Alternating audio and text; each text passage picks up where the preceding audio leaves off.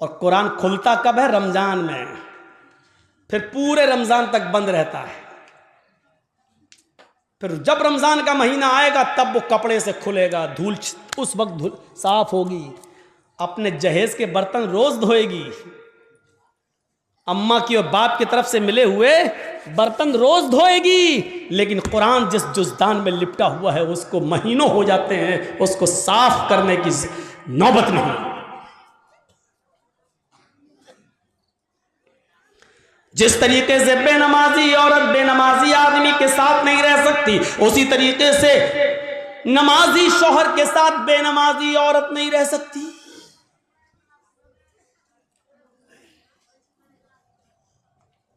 देख रहे हैं आप, इन नबियों पर भी नमाज फर्ज थी।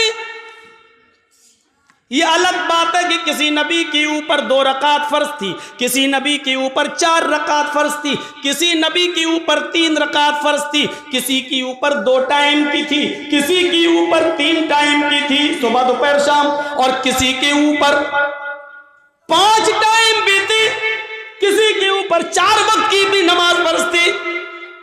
लेकिन अल्लाह के नबी जनाब मोहम्मद रसूलुल्लाह सल्लल्लाहु अलैहि वसल्लम जब नबी बनाकर भेजे गए तो आपने ये नमाज 5 वक्त की फर्ज की, क्योंकि अल्लाह ताला ने 50 से 5 वक्त की कर दी। और जब 5 वक्त की फर्ज कर दी गई तो नमाज का उसूल ये बनाया कि फजर में 2 रकात रख दी, जुहर में 4 रकात रख दी, असर में 4 रकात रख दी, मगरिब में 3 रख दी और इशा में 4 रख दी। क्योंकि किसी नबी के ऊपर 2 थी, किसी के ऊपर 3 थी और किसी के ऊपर 4 थी, 2 से कम नहीं थी और 4 से ज्यादा किसी के ऊपर फर्ज नहीं थी। इसलिए अल्लाह के नबी ने 2 भी रखी, 3 भी रखी और 4 भी रखी, ताकि लोगों को इस बात का इल्म हो जाए कि मैं किसी नबी के खिलाफ नहीं हूं। मैंने फजर में 2 रकात नमाज फर्ज की है ताकि उन नबियों की भी इक्तिदा हो जाए जो 2 रकात जो पढ़ा करते थे।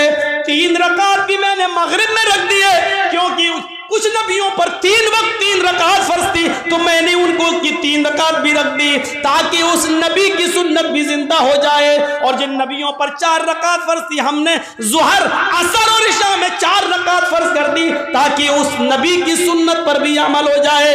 मैं नबियों का मुखालिफ नहीं हूं, मैं रसूलों का मुखालिफ नहीं हूं, हाँ मैं आखिरी नबी हूं। अब तरीका मेरा चलेगा, अब रास्ता मेरा चलेगा। दुनिया में 3 ही किस्म की मखलूक है। एक मखलूक जो हमेशा खड़ी रहती है, जैसे पेड़, दरख्त, पहाड़, ये खड़े हैं। कुछ मखलूक झुकी हुई होती है, जैसे भैंस, बकरी, गाय, भेड़। आप देखिए, हम लोग जब ऐसे रुकू में चले जाएं तो बिल्कुल वही शक्ल हो जाती है।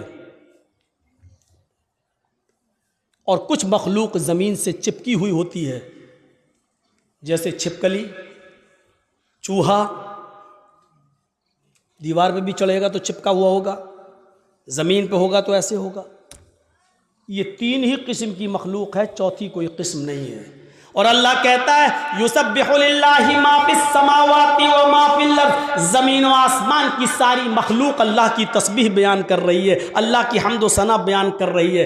अल्लाह के नबी सल्लल्लाहु अलैहि वसल्लम ने नमाज में ये तीनों कंडीशन लागू कर दी है। अल्लाहु अकबर, अय अल्लाह ये पहाड़ भी तेरी हम्द व सना बयान करते हैं, ये दरख्तों के पत्ते भी हम्द व सना बयान करते हैं। अगर तुझे खड़े होकर की जाने वाली इबादत ज्यादा पसंद है दरख्तों की, पहाड़ों की, तो देख मैं खड़ा हूं। अल्लाहु अकबर, मेरी इस अदा को कबूल कर ले। अगर तुझे 4 पैर वाले जानवरों की इबादत ज्यादा पसंद है तो देख मैं झुक गया हूं। अल्लाहु अकबर, मैंने रुकू कर लिया है, देख मैंने भी उनकी तरह शक्ल बना ली है। अगर तुझे छिपकली, चूहे और जमीन पर रेंगने वाले कीड़े मकोड़े, सांप, बिच्छुओं की इबादत और उनकी तस्बीह पसंद है तो देख मैं सजदा कर रहा हूं। अल्लाहु अकबर, जमीन पर चिपक गए, सजदा कर लिया। अय अल्लाह, अगर तुझे ये हयात पसंद है तो मैं भी इस हयात को कर रहा हूं। तीनों चीजें नमाज के अंदर लागू कर दी हैं। पता नहीं अल्लाह को कौन सी अदा ज्यादा पसंद है। अल्लाह तीनों अदाओं में से जो तुझे पसंद है वो कबूल कर ले। आइए एक और चीज बताता हूं आपको। अल्लाह के नबी सल्लल्लाहु अलैहि वसल्लम के पास चंद सहाबा आते हैं। हाँ सुनिए, जबरदस्त चीज। चंद सहाबा आते हैं और आकर कहते हैं, अय अल्लाह के नबी सल्लल्लाहु अलैहि वसल्लम, मैं जब मस्जिदों में नमाज पढ़ने जाता हूं तो ये काफिर कान लगा लगा कर सुनते हैं, दीवारों पर कान लगा कर सुनते हैं। जब हम जोर से मस्जिदों में नमाज की हालत में कुरान की तिलावत जब मैं जोर से करता हूं तो ये काफिर सुन लेते हैं बाहर से, फिर ये मस्जिदों में घुस जाते हैं और बेतहाशा मारते हैं। इतना मारते हैं कि मारते मारते पीड़ते पीड़ते हमें बदहाल कर देते हैं, लहू लुहान कर देते हैं। अल्लाह के नबी ने पूछा, अच्छा ये बताओ वो किस वक्त कान लगाकर सुनते हैं तुम्हारी दीवारों पर? कहा अल्लाह के नबी, शाम को जब वह काम करके वापस आते हैं, बहुत देर हो गई, तकरीबन 1.5 घंटा 1 घंटा, वहां बड़ा शोर हो रहा है, वो पीछे वो लोग सुन ही नहीं रहे, पता नहीं क्या खुरापाते कर रहे हैं। बच्चे नहीं हैं उसमें, कुछ बड़े भी हैं। उधर देखिए वो पीछे, और अभी तक नहीं सुन रहे। देखो वो फिर छलांग लगा रहा, कूद रहा, उनकी आवाज़ यहाँ तक आ रही है। कोई ऐसा आदमी नहीं है जो उनको भगा दे, उनको कह दो घर जाए।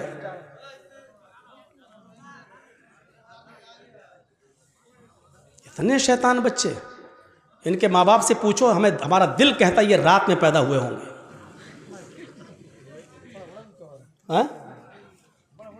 हाँ बड़ा बड़ा भी है, हमको यहाँ से दिख रहा है, अभी निगाहें इतनी कमजोर थोड़ी हुई हमारी। पूछा अल्लाह के नबी सल्लल्लाहु अलैहि वसल्लम ने, अच्छा ये बताओ कि वो किस वक्त कान लगा के सुनते हैं? कहा अल्लाह के रसूल, वो जब शाम को काम करके वापस आते हैं, जब तो वो कान लगाकर सुनते हैं, यानी असर के वक्त। तो अल्लाह के नबी सल्लल्लाहु अलैहि वसल्लम ने फरमाया, अच्छा तो कान लगाते हैं वो दीवारों पर? कहाँ? तो ठीक है, फिर असर में तुम कुरान की किरात जोर से करना बंद कर दो, यानी आहिस्ता पढ़ लो। और कब कान लगाते हैं? कहा अल्लाह के रसूल, कैलूला करते वक्त। हम लोग जब दोपहर में काम करके आते हैं, घर में खाना खा के थोड़ा सोते हैं, कैलूला यानी जोहर की नमाज के वक्त वो कान लगाकर सुनते हैं और हमको पकड़ के मारते हैं जब हम जोर से कुरान की तिलावत करते हैं तब। तो अल्लाह के नबी ने कहा जोहर में भी तुम कुरान को आहिस्ता पढ़ो। देखिए आपने ये नहीं कहा कि नमाज घर में पढ़ लो। मकामी आदमी हो, जो कहीं का रहने वाला हो, आप अपने गांव के रहने वाले हैं, तो आप अपने घर पे नमाज नहीं पढ़ेंगे।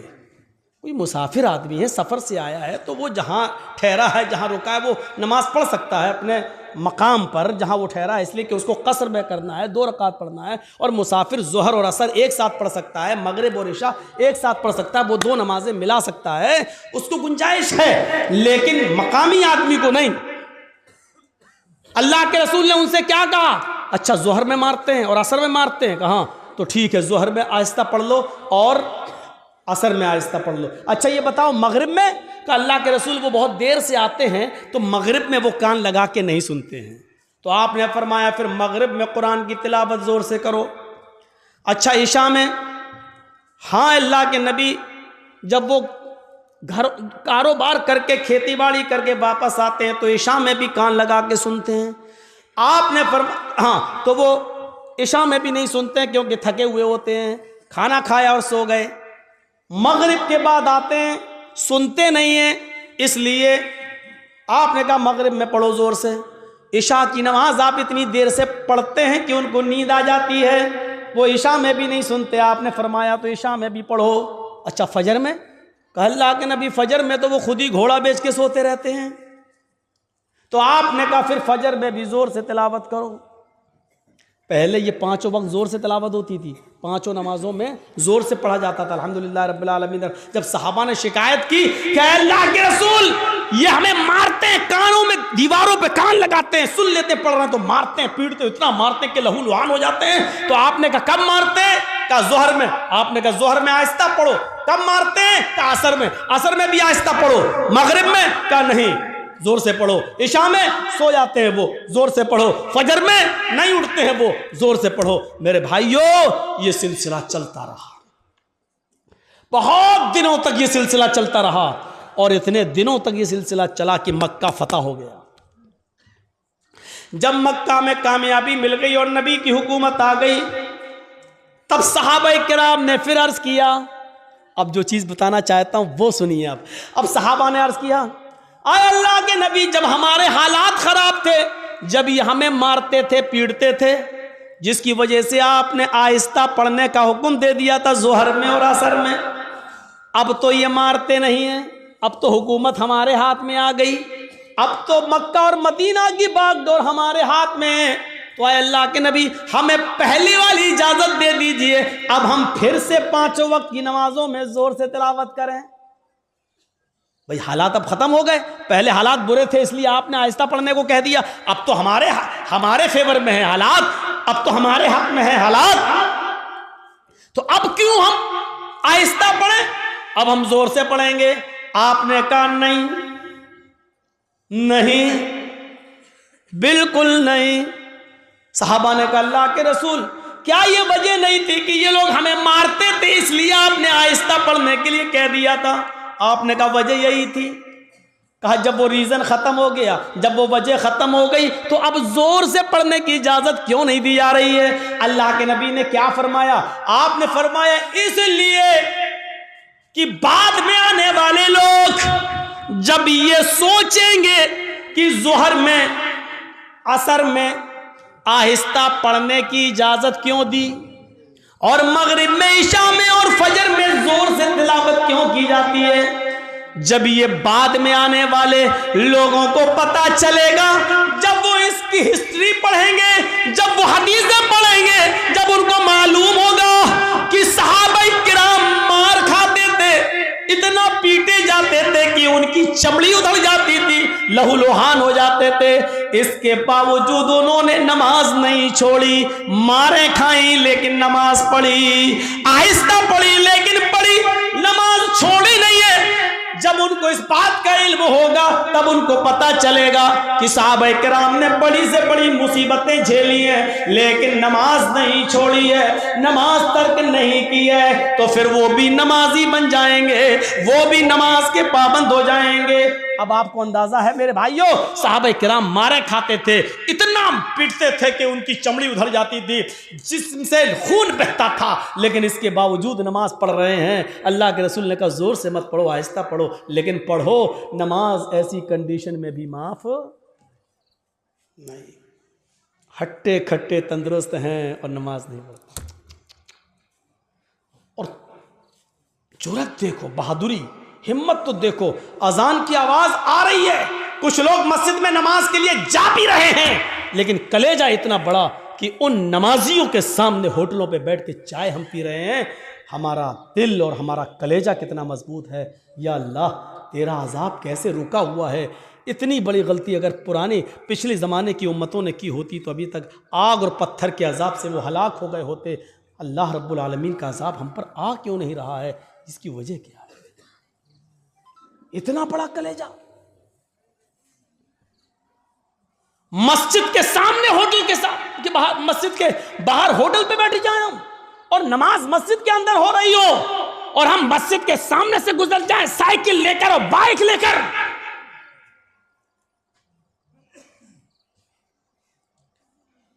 ये मस्जिद दिन भर में 5 मरतबा बद्दुआ देती है, इलाहुल आलमीन, इन लोगों ने मुझे बनाया तो बड़ी शान से है, जलसे करा करा के, चंदे कर कर के, सीमेंट ले लेके, बोरियां ले लेकर, ईंटें ले लेकर हमें बनाया तो बहुत अच्छा है, खूबसूरत बना लिया, मीनारा भी बना दिया, बड़ी आलीशान बना दिया, लेकिन इलाहुल आलमीन इन्होंने मुझे वीरान कर दिया।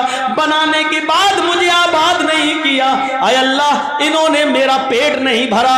अल्लाह, इन्होंने मुझे बनाने के बाद मेरे पास नहीं आए, मेरी गोद में नहीं आए। आय अल्लाह, जिस तरीके से इन्होंने मुझे बनाने के बाद वीरान कर दिया, आय अल्लाह तू इनकी जिंदगियों में वीरानी पैदा कर दे। अल्लाह जिस तरह इन्होंने मुझे बर्बाद किया तू इनको बर्बाद कर दे।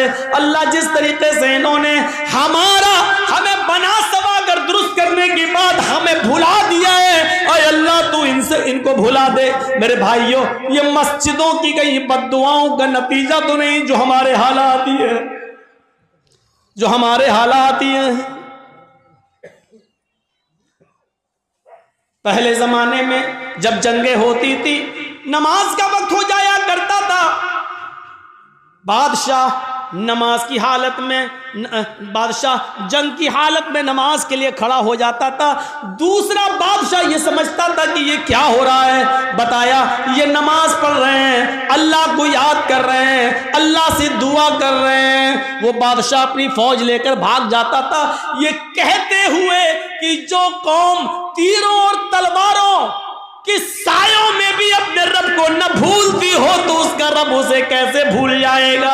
जो कौम तलवारों के सायों में पली हुई हो, तीरों तलवारों के सायों में जो नमाज अदा कर रही हो, ऐसी पोजीशन में भी वो अपने रब को भूल नहीं रही हो, अपने रब की इबादत कर रही हो, फिर उसका रब हमारे साथ क्या करेगा अगर हमने इनको इस पोजीशन में मारा। वो अपनी फौज, अपने हथियार, अपने घोड़े, अपना सारा हथियार वहीं पर डालकर भाग जाया करते थे, ये कहते हुए कि आय अल्लाह वालों हम तुम्हारा मुकाबला नहीं कर सकते, आय अल्लाह वालों हम तुम्हारा मुकाबला नहीं कर सकते। मेरे भाइयों, कल तक हमारे ये हालात थे, आज हमारे हालात ये, हमारी मस्जिदों में नमाज हो रही है लेकिन काफिरों की बारात बजती हुई जाती है, उनके बैंड बजते हुए जाते हैं, उनके गाने बजते हुए जाते हैं, लेकिन हमारी अजान की आवाज या नमाज की क़िरात भी हो रही हो तो उनको कोई फर्क नहीं पड़ता। क्योंकि जब अजान और नमाज के वक्त हमने अपनी टीवियों को बंद नहीं किया है, जब हमने अपने घरों में टीवियां चलाना शुरू कर दी तो फिर काफिरों के दिलों से भी हमारा रोबो दबदबा निकल गया, काफिरों के दिलों से भी हमारा रोबो दबदबा खत्म हो गया। क्यों होगा? हमने काफिरों के दिलों में अपनी इज्जत बनाई कहां है? कहां बनाई है हमने अपनी इज्जत? ग़ज़वा अहज़ाब का वो मौका याद करो।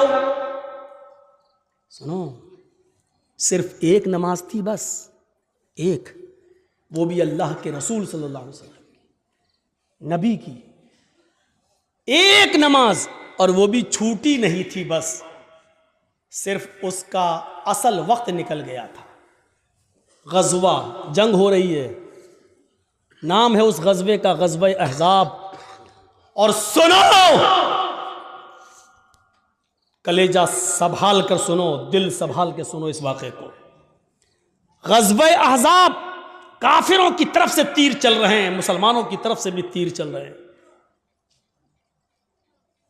यह जंग इतनी खतरनाक हुई कि असर की नमाज का वक्त आ गया, लेकिन सहाबा किराम संभल नहीं पाए। कोई इधर था, कोई उधर था। नमाज पढ़े तो कैसे पढ़ें? एक साथ होते तो चलो आधे पढ़ लेते, आधे जंग करते, फिर ये जो आधे पढ़ चुके होते ये जंग में चले जाते, जो छूट गए वो बाद में पढ़ लेते। लेकिन कोई इधर है, कोई उधर है। ये असर की नमाज का वक्त था, असर की नमाज का वक्त। अल्लाह के रसूल नमाज पढ़ा नहीं सके और सहाबा एक साथ जमा नहीं हो सके। कोई इधर से तीर चला रहा, कोई उधर से तीर चला रहा है, लेकिन तीर चलाते चलाते चलाते चलाते मगरिब का सूरज जो डूबता है, मगरिब की नमाज के लिए सूरज के डूबने से, सूरज के गुरूब होने से थोड़ी देर पहले सहाबा किराम ने उस जंग पर कामयाबी हासिल कर ली, यानी काफिरों को हरा दिया। लेकिन असर की नमाज का वक्त निकल गया। सुनिए, असर की नमाज का वक्त निकल गया था। जल्दी से वहीं साहबा ने तयम्मुम किया और वुजू बना, तयम्मुम पानी तो था नहीं, जल्दी से तयम्मुम किया और नमाज पढ़ना शुरू कर दी। सूरज डूबने से, गुरूब होने से पहले पहले अल्लाह के नबी ने और सहाबा ने असर की नमाज पढ़ ली। सिर्फ वक्त निकल गया। जो पढ़ना चाहिए था पौने, हम लोगों के यहाँ कितने बजे होती है असर? आपके यहाँ कितने बजे हो रही है असर? 2:45 पर? हाँ, कहीं 3:30 पे भी हो रही होगी। हम 3:15। आपकी मस्जिद में कितने बजे हो रही है? 3:15। अब 3:15 की जगह पर कोई आदमी 5:15 पे नमाज पढ़े तो वक्त निकल गया है ना उसका असर का। मान लीजिए 5:30 पे सूरज डूब रहा है और 5:15 पे आदमी नमाज पढ़ रहा है, तो सूरज डूबने से पहले ही तो पढ़ रहा है वो। सूरज गुरूब होने वाला है, जल्दी से अल्लाह के रसूल ने और सहाबा ने तयम्मुम किया और नमाज पढ़ ली। और पढ़ने के बाद जो जुमले कहे वो सुनो, जो जुमले कहे उन काफिरों के लिए वो सुनो। मला अल्लाहु बुयूतहुम व कुबूरहुम नारा कमा हबसूना वशगलूना अनिस सलातिल वुस्ता। बुखारी शरीफ की हदीस के अल्फाज हैं। अल्लाह के नबी फरमाते हैं, इलाहुल आलमीन, जिन काफिरों की वजह से आज हमारी असर की नमाज का अव्वल वक्त निकल गया, आय अल्लाह, जिन काफिरों की वजह से आज मेरी असर की नमाज का असली वक्त निकल गया, वक्त पर हम नमाज नहीं पढ़ सके, सूरज डूबने से पहले आज हमने असर की नमाज पढ़ी, इसके जिम्मेदार ये काफिर हैं, ये जंग करने वाले, इनकी वजह से मेरी असर की नमाज का वक्त निकला है। मला अल्लाहु बुयूतहुम, आय अल्लाह इनके घरों को तू आग से भर दे, आय अल्लाह इनके घरों में आग लगा दे, आय अल्लाह इनके घरों में तू आग से भर दे। नमाज के वक्त अपने घरों में बैठने वालों, नबी अकरम की इस बद्दुआ पर जरा गौर करो। मला अल्लाहु बुयूतहुम, आय अल्लाह इनके घरों को तू आग से भर दे। मेरे नबी ने कभी किसी को बद्दुआ नहीं दी। मार खाया फिर भी माफ कर दिया। नबी की बेटी को जिसने पेट फाड़ा, हिबार इब्ने अस्वद ने तीर मारकर, नबी की बेटी ज़ैनब के पेट में हमल था, बच्चा था, तीर पेट में लगता है, बच्चा गिर जाता है। ज़ैनब मदीने पहुंचती है, होश में आती है तो उनको पता चलता है कि मेरे पेट का बच्चा गिर गया है, जाये हो गया है। इस सदमे को वो बर्दाश्त न कर सकी, इंतकाल कर गई। 10 साल के बाद जब हिबार इब्ने अस्वद सामने आया और मदीने में अल्लाह के नबी से माफी मांगने लगा कि मुझे माफ कर दो, मैं भी मुजरिम हूं और आपकी बेटी का कातिल हूं। 10 साल पहले आपकी बेटी के पेट में तीर मारा था, हमल गिर गया था। नबी अकरम की आंखों में आंसू आ गए, बेटी की याद आ गई, रोने लगे। लेकिन कहते हिबार, मेरी बेटी के कातिल मैंने आज तक अपने लिए और अपने खानदान के लिए कभी बदला नहीं लिया।